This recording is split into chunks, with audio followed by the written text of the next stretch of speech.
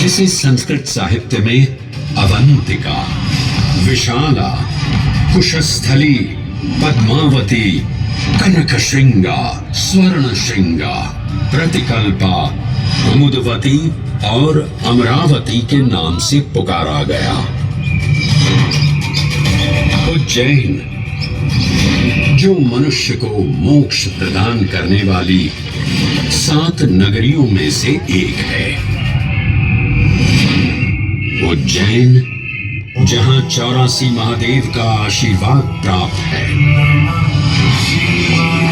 उज्जैन जिस पर सदा ही कृपा रहती है महाकाल की। यहाँ सतत क्षिप्रा नदी की निर्मल धारा बहती है। डमरू के नाद से जीवन को ऊर्जा मिलती है। घंटियों की झंकार मन को आनंदित करती है। और यहाँ का आकाश शिव आशीष स्वरूप है। श्मशान ऊषर क्षेत्र पीठम तु मनमेव च पंचकत्र न लभ्यते महाकाल पुरद्दते।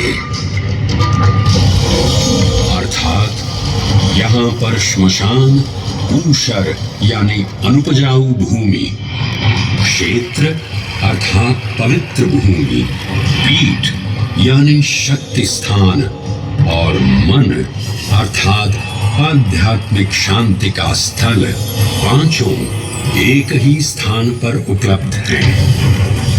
ये संयोग महाकाल की नगरी उज्जैन की महिमा को और गरिमामय बना देता है।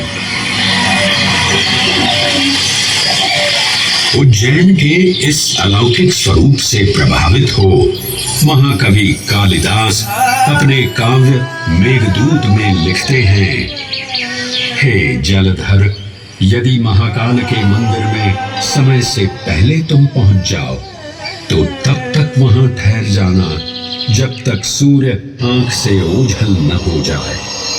शिव की संध्याकालीन आरती के समय नगाड़े जैसी मधुर ध्वनि करते हुए तुम्हें अपने धीर गंभीर गर्जनों का पूरा फल प्राप्त होगा। ये संध्या आरती जिसे कालिदास ने सराहा है अत्यंत महत्वपूर्ण है, क्योंकि ये वो प्रहर है जब सभी देवी देवता गंधर्व यहाँ उपस्थित होते हैं।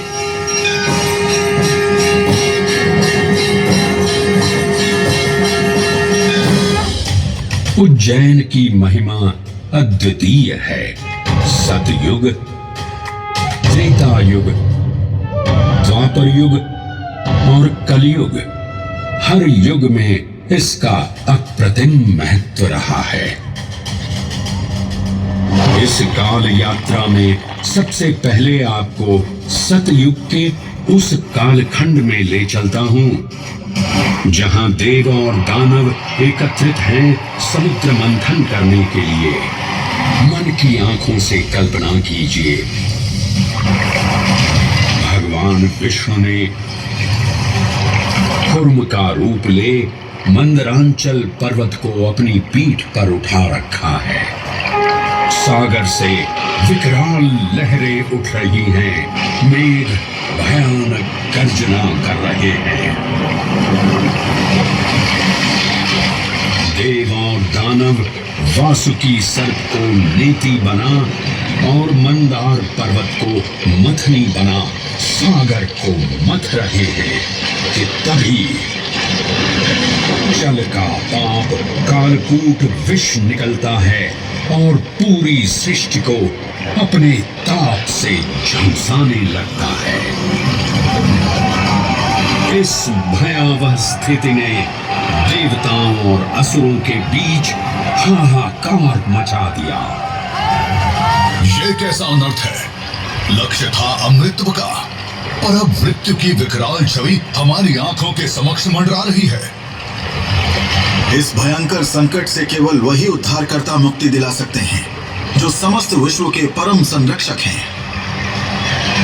तभी सब महादेव की शरण में जाते हैं और पुकार लगाते हैं, ओम नमो भगवते रुद्राय।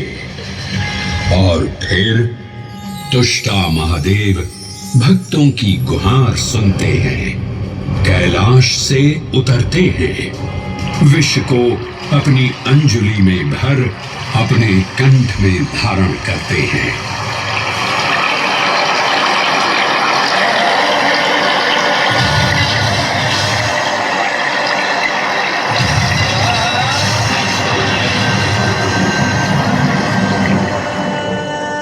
अंततो गत्वा सागर मंथन से अमृत कलश प्रकट होता है।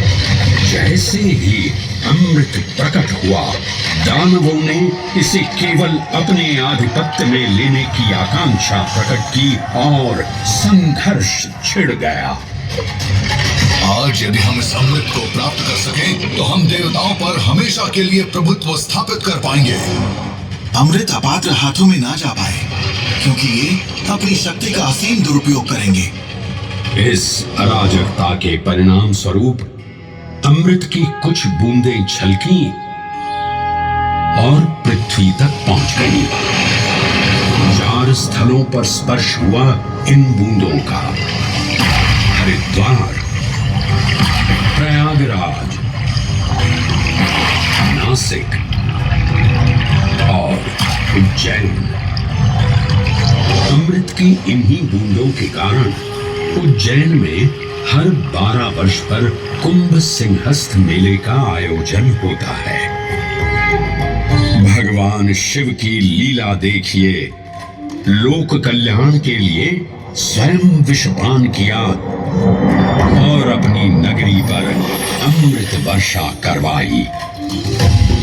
अमृत की पावन बूंदों से अभिसिंचित ये दिव्य उज्जैन भूमि रामायण के पृष्ठों में भी सम्मिलित हुई। सतयुग के बाद त्रेता युग में माता सीता की खोज में वानर सेना का यहाँ आगमन हुआ।